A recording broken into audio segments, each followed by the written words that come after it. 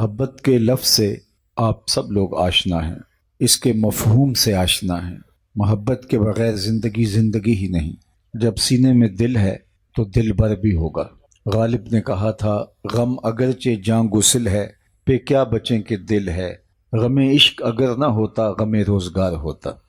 جب سینے میں دھڑکتا ہوا دل رکھتے ہیں تو پھر کوئی دل میں آ بھی بسے گا، دل میں کوئی آباد بھی ہوگا، کسی کے لیے یادوں کا جہاں بھی قائم ہوگا، رت جگہ بھی ہوں گے، پیچ و تاب بھی ہوگا، التہاب بھی ہوگا، اضطراب بھی ہوگا، انتظار کی گھاتیں بھی ہوں گی، وصل کی لذتیں بھی ہوں گی۔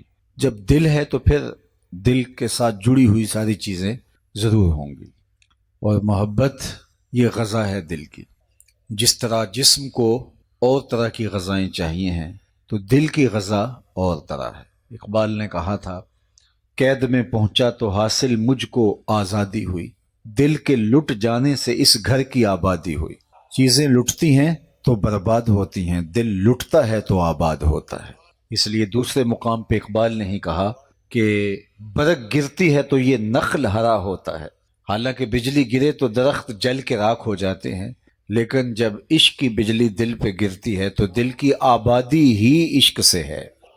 اس کے بغیر دل دل ہی نہیں ہے۔ تو بچا بچا کے نہ رکھ اسے، تیرا آئینہ ہے وہ آئینہ، کہ شکستہ ہو تو عزیز تر ہے نگاہ آئینہ ساز میں۔ آئینہ ٹوٹ جائے تو اس کی قیمت ختم ہو جاتی ہے، لیکن آئینہ دل ایسا آئینہ ہے کہ جتنی بار ٹوٹے اتنی قیمت بڑھتی ہے۔ تو جب دل ہے تو دل میں کوئی بسے گا بھی، اور محبت تو کائنات کا نور ہے، کائنات کی روشنی ہے۔ بلکہ محبت کے عنوان سے اتنا کچھ لکھا گیا، اہل ادب نے، شعراء نے، نثر نگاروں نے اور اہل علم نے، لیکن میں سمجھتا ہوں کہ محبت کو جس طرح سے اقبال نے نبھایا ہے وہ ایک انوکھا باب ہے۔ وہ محبت کے اجزائے ترکیبیہ بیان کرتے ہیں۔ محبت آئی کہاں سے، محبت نازل کہاں سے ہوئی اور کیسے دلوں میں اترتی ہے، تو ان کی ایک طویل نظم ہے جس کا عنوان ہی محبت ہے۔ عروس شب کی زلفیں تھیں ابھی نہ آشنا خم سے، ستارے آسماں کے بے خبر تھے لذت رم سے، قمر اپنے لباس نو میں بیگانہ سا لگتا تھا، نہ تھا واقف ابھی گردش کے آئینے مسلم سے، سنا ہے عالم بالا میں کوئی کیمیا گر تھا، صفا تھی جس کی خاک پا میں بھڑ کے ساغر جم سے، لکھا تھا عرش کے پائے پہ ایک اکسیر کا نسخہ، چھپاتے تھے فرشتے جس کو چشم روح آدم سے، نگاہیں طاق میں رہتی تھی لیکن کیمیا گر کی، وہ اس نسخے کو بھڑ کے جانتا تھا اسم اعظم سے۔ اب اجزائے ترکیبیہ دیکھیے، بڑا تسبیح خوانی کے بہانے عرش کی جانب، تمنا دلی بھر آئی آخر سائے پہم سے، پھرایا فکر اجزا نے اسے میدان امکا میں، چھپے گی کیا کوئی شے بارگاہ حق کے محرم سے، چمک بجلی سے مانگی چاند سے داغ جگر مانگا، حرارت لی نفس ہائے مسیح ابن مریم سے، ذرا سی پھر ربوبیت سے شان بے نیازی لی، ملک سے عاجزی افتادگی تقدیر شبنم سے، پھر ان اجزاء کو گھولا چشمہ حیوان کے پانی میں، مرکب نے محبت نام پایا عرش اعظم سے، محوس نے یہ پانی پھر ہستی نوخیز پہ چھڑکا، گرا کھولی ہنر نے اس کے گویا کار عالم سے، ہوئی جنبش عیاں ذروں نے لطف خواب کو چھوڑا، گلے ملنے لگے اٹھ اٹھ کے اپنے اپنے ہم دم سے، خرام ناز پایا آفتابوں نے ستاروں نے، چٹخ غنچوں نے پائی داغ پائے لال ہزاروں نے۔ یہ محبت کا نزول اور ورود ہوتا ہے اور اس کا ٹھکانہ قلب انسانی بنتا ہے۔ ویسے اقبال تو اس سے بھی آگے کی بات کہتے ہیں، شیشہ دہر میں مانند مے ناب ہے عشق، روح خورشید ہے خون رگے مہتاب ہے عشق، دل ہر ذرہ میں پوشیدہ کسک ہے اس کی، نور یہ وہ ہے کہ ہر شے میں جھلک ہے اس کی۔ محبت کی کرشمہ سازیاں، محبت کے بکھرے ہوئے رنگ، محبت کا پھیلا ہوا جمال، محبت کی چمک اور دھمک کائنات کے ایک ایک ذرے میں موجود ہے، اور یہ دنیا کا سارا حسن محبت کی وجہ سے ہے۔ اگر محبت نہ ہو تو دنیا بے نور ہو جائے۔ تو محبت بلکہ کنت کنزا مخفیا فاحببت ان اعرف، ادھر سے آواز آ رہی ہے، حدیث قدسی ہے، میں تو ایک پوشیدہ خزانہ تھا، مجھے کوئی جانتا نہیں تھا، مجھے کوئی مانتا نہیں تھا، اس لیے کسی کا وجود ہی نہیں تھا، کسی کا تشخص ہی نہیں تھا۔ فَأَحْبَبْتُ أَنْ أُعْرَفَ، پھر میں نے چاہا، مجھے محبت ہوئی اور میں نے چاہا کہ میں پہچانا جاؤں۔ عشق کا ذوق نظارہ مفت میں بدنام ہے، حسن خود بے تاب ہے جلوہ دکھانے کے لیے۔ میں نے خود چاہا کہ میں جو ہے وہ پہچانا جاؤں، میرے لیے رت جگے ہوں، کوئی طواف میں دیوانہ وار گھوم رہا ہو، کوئی سجدوں میں سسکیاں لے رہا ہو، کوئی جنگلوں کی خاک چھان رہا ہو، کوئی سحری کے وقت اٹھ کے مصلی بچھا کے رو رہا ہو، کسی کے زمین میں آنسو جذب ہو رہے ہوں، کوئی بہلول بن کے مجھے ڈھونڈے، کوئی بایزید بستامی بن کے جنگلوں کی خاک چھانے، کوئی جنید بن کے گلی گلی میری تلاش میں نکلے، کوئی کربلا میں سر کٹا کے میری قربت کے مزے چاہے۔ فَأَحْبَبْتُ أَنْ أُعْرَفَ، میں نے خود ہی چاہا کہ میں پہچانا جاؤں۔ تو جب میں نے اس چیز سے محبت کی تو فَخَلَقْتُ الْخَلْقَ، تو میں نے مخلوق کو پیدا کر دیا، اور مخلوق میں سب سے پہلا تعین، سب سے پہلا تشخص، سب سے پہلا وجود جو خلط وجود سے نوازا گیا وہ نور محمد عربی صلی اللہ علیہ وسلم۔ تو گویا اس کائنات کا رنگ ہی نہیں جمتا اگر محبت پیدا نہ ہو، اور محبت کا پہلا مسکن اور پہلا ٹھکانہ ہی ذات رسالت مآب صلی اللہ علیہ وسلم۔ اس لیے کوئی دل محبت کے نور سے خالی نہیں ہو سکتا، حتیٰ کہ کافر کے دل میں بھی اس محبت کا تخم رکھا گیا ہے۔ حکیم نیٹشے کے بارے میں اقبال نے کہا تھا، قلب و مومن دماغش کافر است، اس کا دل مومن تھا لیکن دماغ کافر ہوا۔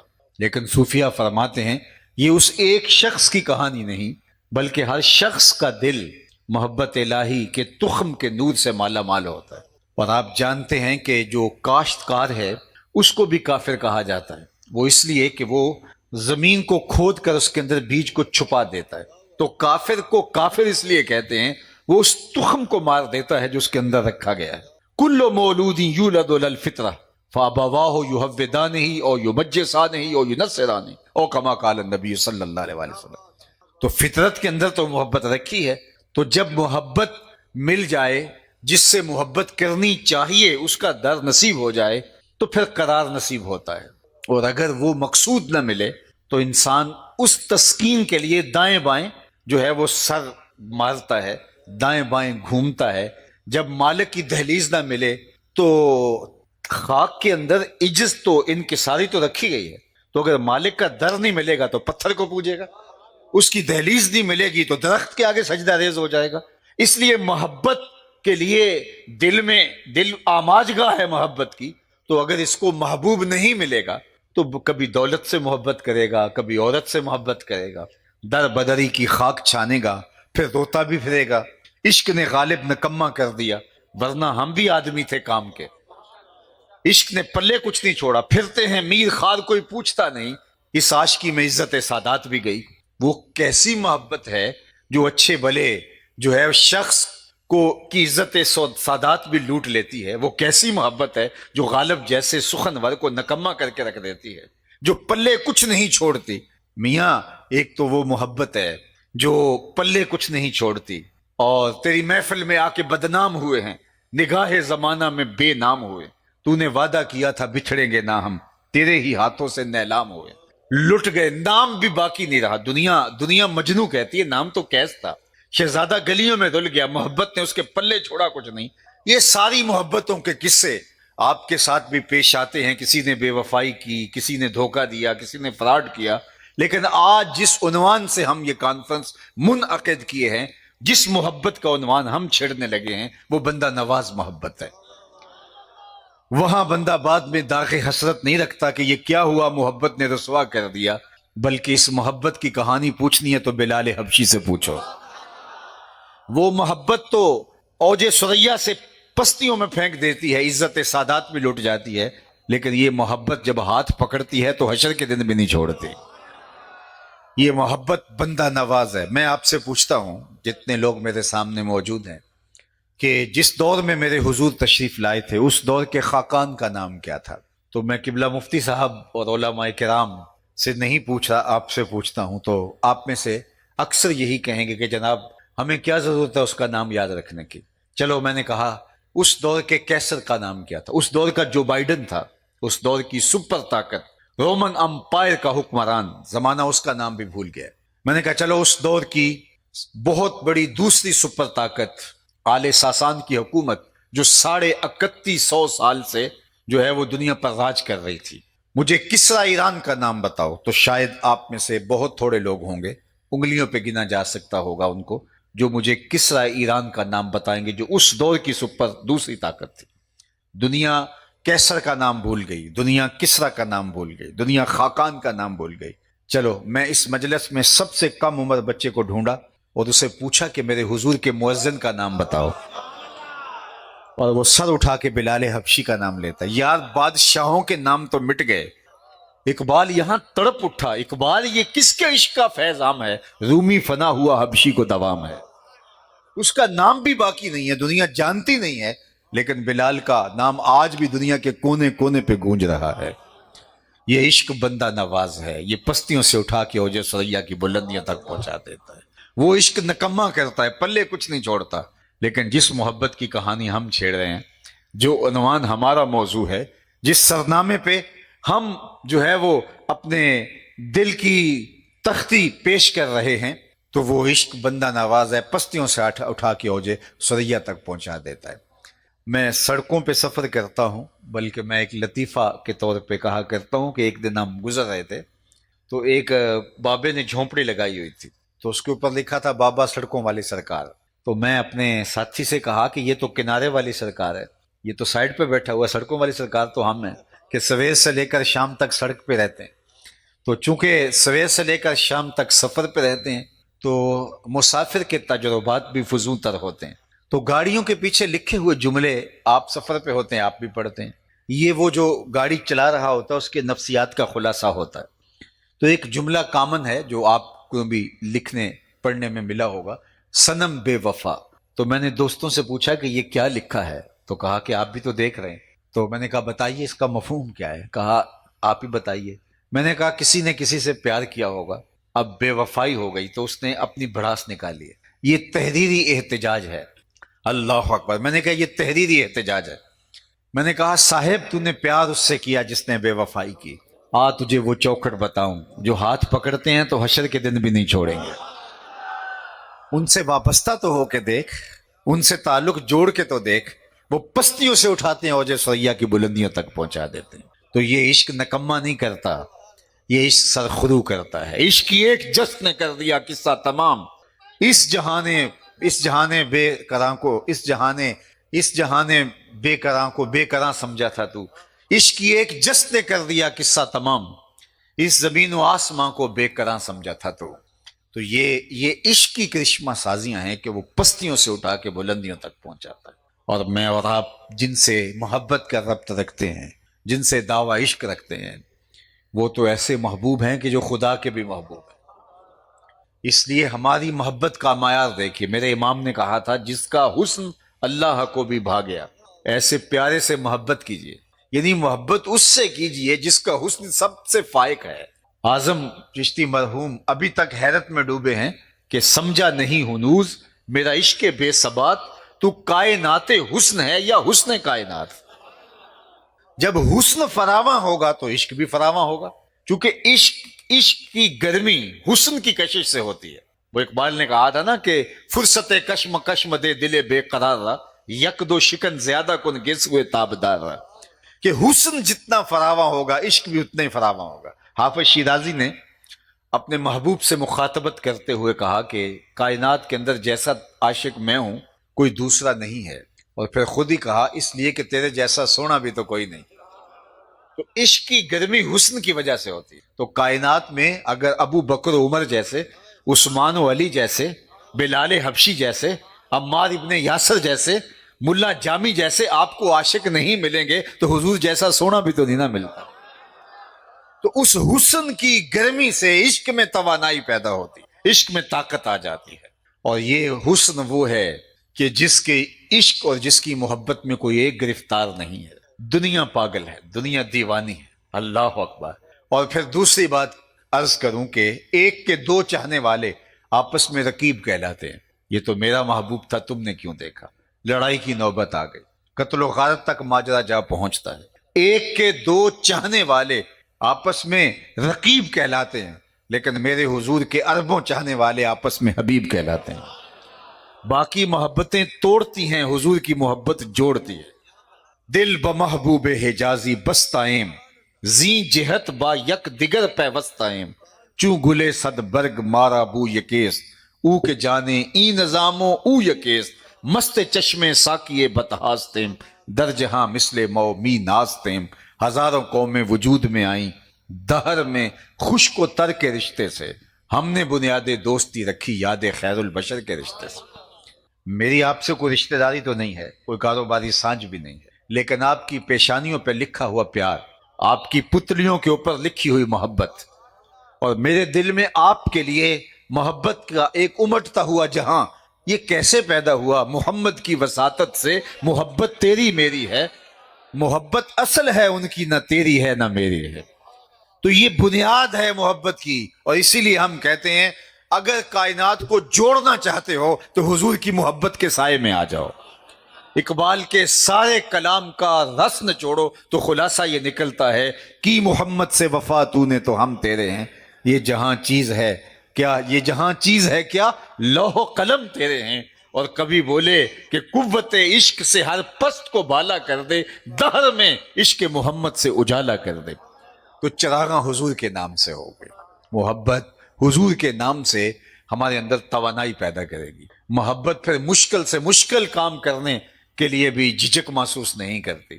محبوب کا حکم ہو اور محبت وہاں سوچنے لگ جائے، محبت تردد کرنے لگ جائے کہ یہ کام ہوگا یا نہیں ہوگا، ناممکن کام کا حکم بھی محب دے دے محبوب کو، محبوب محب کو دے دے، تو یار محب تو پھر بھی تیشہ اٹھا کے پتھر کھودنے نکل جاتا ہے کہ محبوب نے کہا ہے تو بس یہ کرنا ہے۔ تو یار دنیا داری کی محبتوں میں تیشہ محب اٹھا لیتا ہے، تو ہم تو اس سے پیار کرتے ہیں جو اللہ کا بھی محبوب ہے۔ تو پھر ہمارے لیے پنجگانہ سجدے مشکل کیسے ہو سکتے ہیں جب میرے حضور نے فرمایا کہ جعلت قرۃ عینی فی الصلاۃ، میری آنکھوں کی ٹھنڈک نماز میں رکھی گئی ہے۔ تو پھر کس طرح ہو سکتا ہے کہ ہمیں جاگنا ہے؟ میرے والد گرامی سے کسی نے پوچھا کہ حضرت ہم نماز فجر کی پڑھنا چاہتے ہیں، جاگ نہیں آتی۔ تو آپ نے کہا اگر ارادہ ہو تو نیند نہیں آتی۔ تم کہتے ہو جاگ نہیں آتی، میں کہتا ہوں نیند نہیں آتی۔ صبح منڈی جانا ہو تو نیند جاگ آ جاتی ہے، صبح کچہریوں میں تاریخ ہو تو جاگ آ جاتی ہے۔ کہ اگر عشق کامل ہے تو پھر یہ ہو نہیں سکتا۔ حضور تو جب بلال حبشی کو اذان کے لیے کہتے تو یہ بولتے ارحنا یا بلال، بلال اٹھو اذان دو اور ہمارے سینے کو راحت پہنچا دو۔ تو یہ تو سامان راحت ہے، یہ تو قرار باطن ہے، یہ تو روح کی تسکین کا نام ہے۔ اور پھر میں نے کہا کہ جن سے ہم محبت کرتے ہیں ان سے محبت کسی ایک کی محبت نہیں ہے، وہ تو ایسا حسن ہے، وہ ایسا جمال ہے کہ پتھر بھی اس ذات سے محبت کرتے ہیں۔ احد جبل یحبنا ونحبہ، احد ایسا پہاڑ ہے جو ہم سے پیار کرتا ہے، ہم اس سے پیار کرتے ہیں۔ مجھے بتاؤ کسی نے پتھروں سے بھی پیار کیا ہو اور پتھر بھی کسی سے پیار کرتے ہوں؟ مجھے آپ اتنے لوگ بتائیں نا کہ کسی سے اینٹوں نے پیار کیا ہو، کسی نے مٹی کے ڈھیلوں سے نے پیار کیا ہو، کسی سے درختوں نے پیار کیا ہو، کسی سے پتھر نے پیار کیا ہو۔ لیکن حضور ایسے محبوب ہیں، صرف ہمارے ہی محبوب نہیں، خلائق کے محبوب ہیں۔ باؤ میں تمہیں محبت کی ایک دل آویز کہانی سناتا ہوں، صحیح بخاری میں یہ کہانی موجود ہے۔ اللہ کے محبوب ممبر پہ بیٹھے، خطبے کا بھی آغاز نہیں ہوا، ابھی گفتگو کا آغاز کرنے ہی لگے تھے کہ مسجد نبوی سے ایک سمت سے رونے کی آواز آنے لگی، اور رونے والا ایسے روتا ہے کناقۃ الخلوج، حدیث پاک میں آتا ہے جس طرح اونٹنی کا بچہ گم ہو جائے تو وہ اونٹنی چیخیں مارتی ہے، تو رونے والا اس درد سے روتا ہے، سینوں میں دل دہلتے ہیں۔ مسجد نبوی گونج اٹھی، لوگ دائیں بائیں دیکھتے ہیں لیکن رونے والا دکھائی نہیں دیتا۔ اللہ کے محبوب ممبر پہ تشریف فرمائے اور وہ زارو کتار رو رہا ہے، مسجد نبوی گونج رہی ہے، صحابہ طرف میں دیکھتے ہیں، آگے دیکھتے ہیں، پیچھے دیکھتے ہیں، رونے والا دکھائی نہیں دیتا۔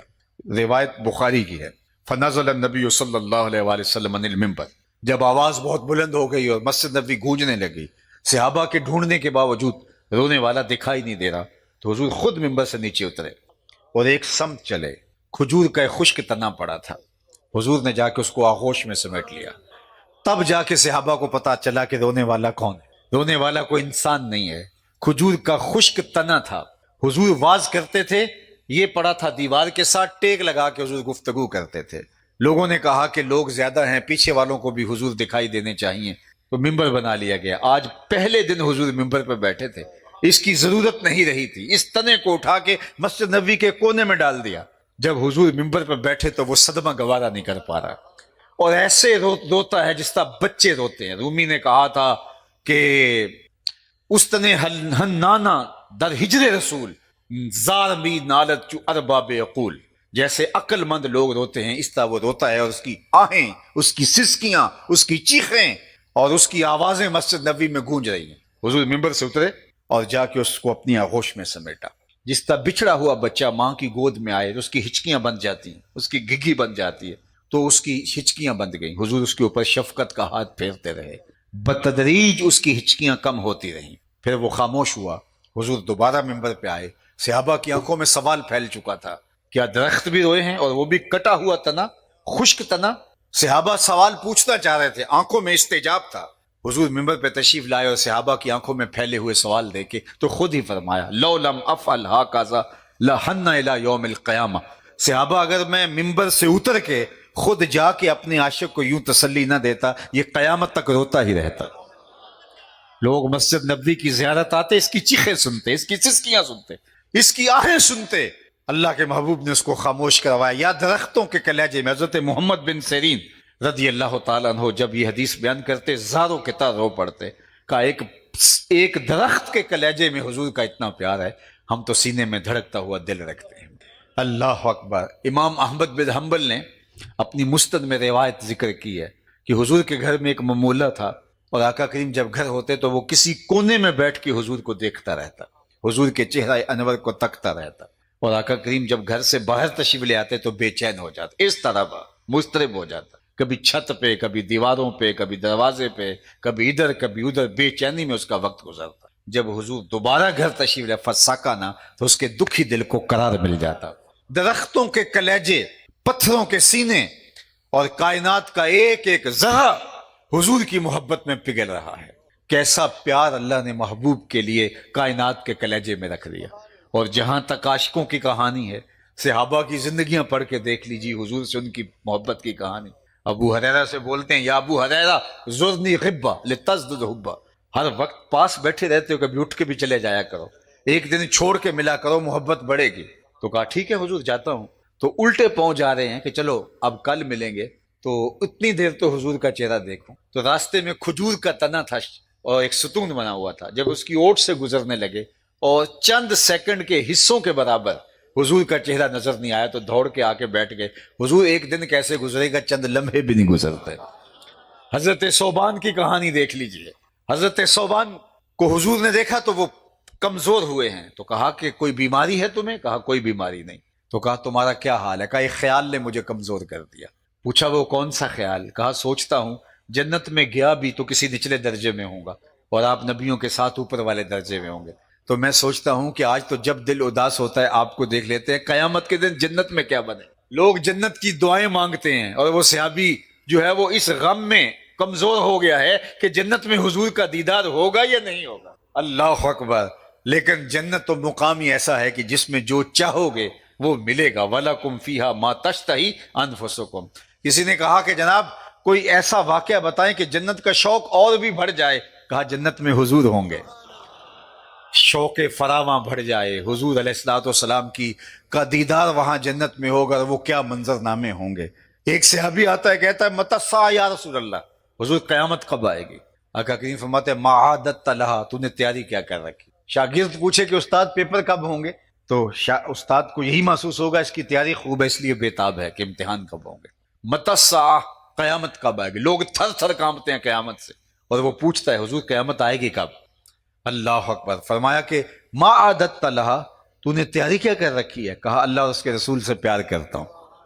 تو آقا کریم نے فرمایا المرء مع من احبہ، جو جس سے پیار کرتا ہے اس کے ساتھ ہی ہوگا۔ اللہ اکبر۔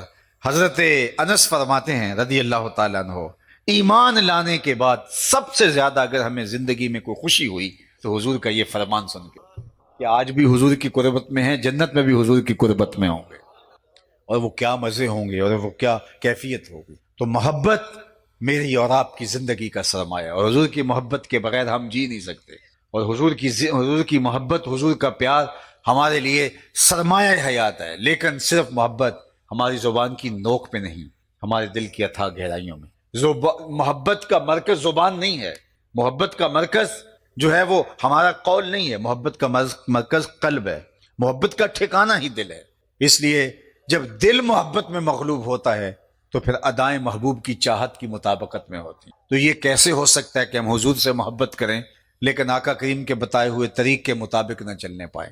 محبوب تو وہ کام دے دے جس کا کرنا مشکل ہو، ناممکن ہو، تو محب وہ بھی کرنے سے گریز نہیں کرتا، اور جس کام کا کرنا مشکل ہی نہ ہو، کام کا کرنا ناممکن ہی نہ ہو، اور محبوب ایک بار نہیں 750 مرتبہ کہے اور اس سے ہم گریز کریں، تو پھر محبت ابھی کمزور ہے، ناقص ہے۔ اے بلبل شوریدہ تیرا نغمہ خام ہے، ابھی کچھ اور دیر کے لیے اپنے سینے میں تھام، ابھی تیری محبت کامل نہیں ہوئی۔ عاشق ہر کوئی آکھے، پر عاشق بندا مر کے، زہر پیالہ کوئی نہیں پیندا، پر عاشق پیندا پر کے۔ جب محبت کا دعویٰ کیا ہے تو پھر محبوب کی اداؤں کے سانچے میں ڈل جائیں، دور سے پتہ چلے یہ حضور کا غلام آ رہا ہے۔ محب تو محبوب کی منشا کو بھانپ لیتا ہے، حکم تو دور کی بات، وہ تو دیکھتا ہے کہ محبوب کی منشا کیا ہے۔ مدینہ المنورہ کی ایک گلی سے حضور گزر رہے ہیں، ایک ایسا گھر بن رہا تھا جو طرز تعمیر حضور کو کسی وجہ سے پسند نہیں تھا۔ تو آقا کریم نے رک کے کہا کہ یہ گھر کس کا ہے؟ کہا فلاں انصاری صحابی کا۔ کچھ نہیں کہا، گزر گئے۔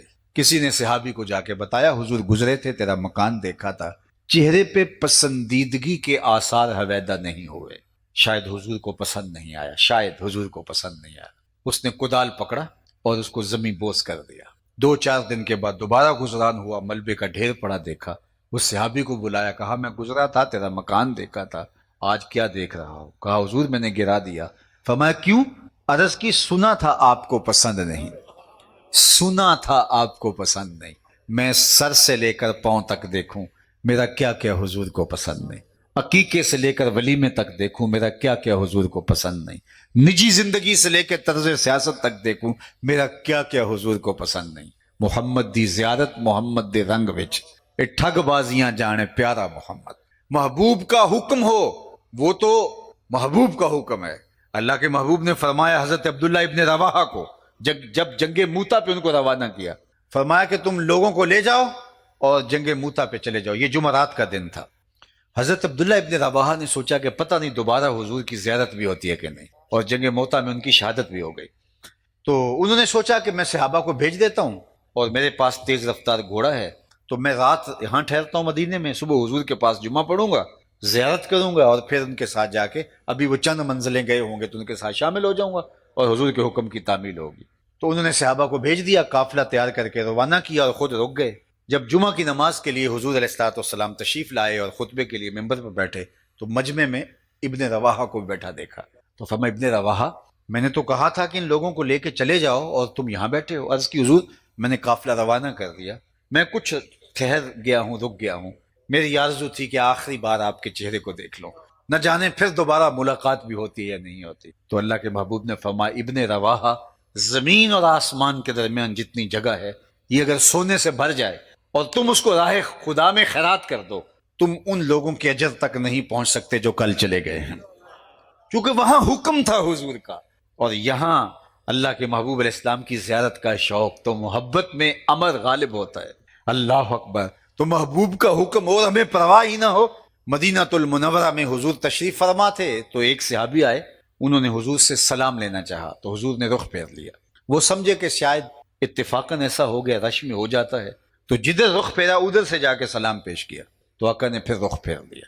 اب انہیں یقین ہو گیا کہ حضور ناراض ہیں، لیکن یہ سمجھ نہیں آ رہی تھی کہ ناراضگی کی وجہ کیا ہے، کیونکہ وہ ایک طویل دورانیہ سفر پہ رہے تھے اور جب واپس آئے تھے، تو وہ صحابہ سے پوچھتے پھرتے ہیں کہ حضور مجھ سے ناراض ہیں، لیکن یہ مجھے سمجھ نہیں آئی کہ ناراضگی کی وجہ کیا ہے، تم بتا سکتے ہو؟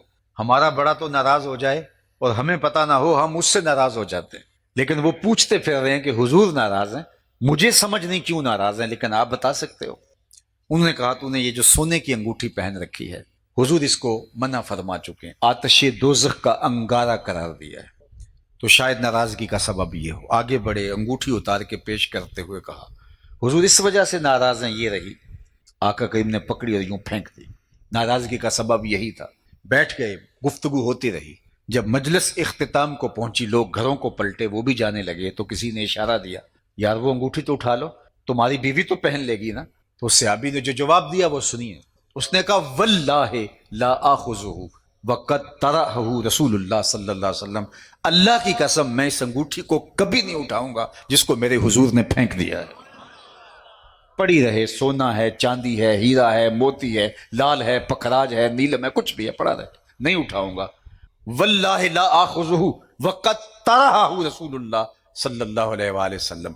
मैं और आप देखें, हम कोई ऐसी आदत तो नहीं उठाए फिर रहे जो हुजूर ने फेंक दी है, कोई ऐसा रवैया तो नहीं उठाए फिर रहे जिसको मेरे हुजूर अलैहिस्सलाम ने फेंक दिया, कोई ऐसा कारोबार, कोई ऐसी दोस्ती तो नहीं उठाए फिर रहे, कोई ऐसी रिश्तेदारी तो नहीं उठाए फिर रहे, कोई ऐसा तर्ज जिंदगी, अंदाजे जीत तो नहीं उठाए फिर रहे जिसको हुजूर ने फेंक दिया है।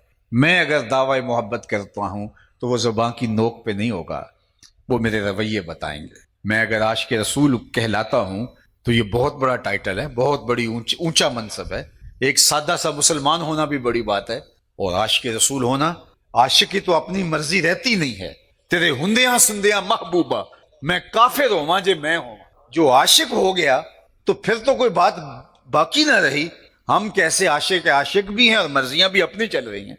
इश्क में तो मर्जी महबूब की चलती, इश्क में तो अपनी मर्जी रहती नहीं है, अपने आप को फना कर देना होता है। बजले जानो मालो नामो नंग दर तरीके इश्क अव्वल मंजलस। अल्लाह अकबर। माल भी, जान भी, औलाद भी, सब कुछ कुर्बान करना, कहा ये अभी इश्क का बयाना है, इश्क की मंजिल आगे शुरू होती है। बजले मालो जानो नामो नंग दर तरीके इश्क अव्वल मंजिलस, ये तो आगाज है। और हम सबसे बड़े आशिक रसूल, हमने कभी नमाज भी ना पढ़ी हो तो मियाँ फिर हमें अपने इश्क को पुख्ता करने की जरूरत है। हमारा रवैया बताए कि हम हुजूर के गुलाम हैं। एक सहाबी भी ऐसा नहीं मिलेगा जो नमाज नहीं पढ़ता था। कुफर और इस्लाम के दरमियान जो फर्क डाला गया वो नमाज का है। यहां से आगाज होगा कि किसी शख्स को गिना जाए वो किस दायरे में आता है, किस जुमरे में आता है। और हमारे यहाँ तो कोई 10% लोग नमाज पढ़ते हों तो वो भी बड़ी बात है, 90% तो नमाज ही नहीं पढ़ते। और आशिक हम हैं तो ये दावा जो है वो दावा अभी खाम है, ये सच्चा दावा नहीं है। हमने अपनी जिंदगी को उनके बताए हुए तरीक की मुताबिकत में बसर करना है। अल्लाह अकबर। ऐसे ढल जाओ उनकी मोहब्बत के सांचे में। जब हुजूर पर पहली वही का नुज़ूल हुआ तो हजरत सिद्दीका कायनात हजरत खदीजतुल कुबरा रज़ियल्लाहु ताला अन्हा ने कहा, कल्ला वल्लाहि ला युख्ज़िकल्लाहु अबदा इन्नका लतसिलुर रहिम व तहमिलुल कल्ला व तक्सिबुल मादूम व तस्दुकुल हदीस व तुईन अला नवाइबिल हक व तकरी ज़ैफ। ये 6 चीजें कही। आपका रब आपको कभी भी परेशान नहीं होने देगा, इसलिए कि आप जो है वो जिसका कोई नहीं उसका आप है, जिसका कोई बोझ नहीं उठाता उसका बोझ आप उठाते हैं, जिसका कोई कमाई करने वाला नहीं उसकी कमाई आप करते हैं, मेहमान नवाज हैं, सच बोलते हैं, जिसके साथ कोई खड़ा होने वाला नहीं वो हक पे आप खड़े दिखाई देते हैं और आप सिला रहमी करते हैं। ये वस्फ थे हुजूर के जो उम्मुल मोमिनीन ने बयान किए। अब आओ आशिक को देखो। कुफार की रेशा दवानियों और ज्यादतियों की वजह से एक दिन हजरत सैयदना सिद्दीक अकबर ने मक्का छोड़ने का इरादा कर लिया। शहर से बाहर निकल रहे हैं तो इब्नु दगुन्ना मिल गए जो कि काफिरों का बहुत बड़ा सरदार था। उसने कहा, अबू बकर किधर जा रहे हो? कहा कि ये शहर बसने के लायक नहीं रहा, कि यह हक और बातिल की तमीज ही नहीं है और ये हाल है यहाँ। तो उसने कहा, अबू बकर तेरे जैसे शख्स को शहर से नहीं जाना चाहिए, मैं नहीं जाने दूंगा, मैं तुझे अमान देता हूं। उसने जो लफ्ज उस वक्त कहे कि तेरे जैसा शख्स शहर छोड़ के चला जाए तो शहर के पल्ले में रहेगा क्या, इसलिए इन्नका लतसिलुर रहिम व तहमिलुल कल्ला व तक्सिबुल मादूम व तकरी ज़ैफ व तस्दुकुल हदीस व तुईन अला नवाइबिल हक। जो उम्मुल मोमिनीन ने हुजूर के वस्फ बयान किए थे, एक काफिर वही वस्फ अबू बकर के बयान करते हैं। इश्क करना है तो अबू बकर सिद्दीक जैसा करो कि महबूब की मोहब्बत के सांचे में ढल जाओ। बल्कि जब हिजरत के मौके पे सिद्दीक अकबर और हुजूर जा रहे थे और मक्के में मदीने में दाखिल हुए तो लोगों ने जो है वो हजरत अबू बकर सिद्दीक को यूं देखना शुरू कर दी, ऐसे हुजूर की मोहब्बत में फना हुए थे। तो फिर आगे बढ़ के हुजूर के ऊपर चादर तान दी ताकि दुनिया को पता चल जाए खादिम कौन है और मखदूम कौन है। तो मेरी और आपकी वज़ाकता से लेके अतवारे जिंदगी तक हुजूर के बताए हुए तरीक के मुताबिक होने चाहिए। हुजूर का आशिक हो और झूठ बोलता हो, ये कहाँ लिखा है? حضور سے تو پوچھا گیا کہ مومن بزدل ہو سکتا ہے، کہا نہیں بہادر ہوتا ہے، لیکن بشر ہے کبھی کبھار بزدلی اس سے صادر ہو جائے تو ممکن بھی ہے۔ پوچھا گیا مومن بخیل ہو سکتا ہے، کہا نہیں سخی ہوتا ہے، لیکن کبھی بخل بھی ہو جائے تو آخر بشر ہی تو ہے۔ تیسرا سوال ہوا مومن جھوٹا ہو سکتا ہے، فرمایا جھوٹا نہیں ہو سکتا، یہ طے شدہ بات ہے، یہ امر واقعی ہے کہ مومن ہو اور جھوٹا ہو یہ نہیں ہو سکتا۔ مومن ہمیشہ سچ پہ کھڑا ہوگا، سچا ہوگا، اور جو حضور کا عاشق ہوگا ہو نہیں سکتا کہ وہ جھوٹ بولے، اس لیے کہ میرے نبی تو اعلان نبوت سے قبل بھی صادق اور امین تھے۔ تو میں اور آپ اگر اس نبی کے عاشق ہیں تو ہماری زبان سے جھوٹ صادر ہی نہیں ہو سکتا۔ ہم سچ کے خوگر رہے، ہمارے رویے بتائیں۔ اگر میرے یہاں بیج عاشق رسول کا لگا ہوا ہے اور میں دودھ دہی بیچ رہا ہوں تو لوگوں کو آنکھیں بند کر کے خریدنا چاہیے کہ یہ پانی شامل نہیں کر سکتا، یہ تو عاشق رسول کہلاتا ہے۔ میں وعدہ کروں تو لوگوں کو تیقن ہونا چاہیے کہ یہ مکر نہیں سکتا، اس لیے کہ یہ تو عاشق رسول کہلاتا ہے۔ تو عشق کی منزل تو بڑی منزل ہے۔ تو آئیے میں اور آپ ان کی محبت کے سانچے میں ڈھل جائیں اور ہمارے طرز زندگی سے پتہ چلے کہ یہ حضور کا عاشق ہے۔ تو یہ نہ ہو کہ تمہیں بتانا پڑے جناب ہم عاشق ہوتے ہیں، مسلمان ہوتے ہیں، نہیں، تم دور سے آ رہے ہو، لوگ کہیں وہ دیکھو حضور کا غلام آ رہا ہے۔ نور آنکھوں میں تو چہروں پہ اجالے ہوں گے، مصطفیٰ والوں کے انداز نرالے ہوں گے، دنیا میں بھی ان کے دم سے مقدر چمکا، محشر میں بھی ان کی رحمت کے حوالے ہوں گے۔ تو اللہ ہمیں حضور کا سچا عشق اور حقیقی محبت جو عمل سے ہم آہنگ ہو نصیب فرمائے۔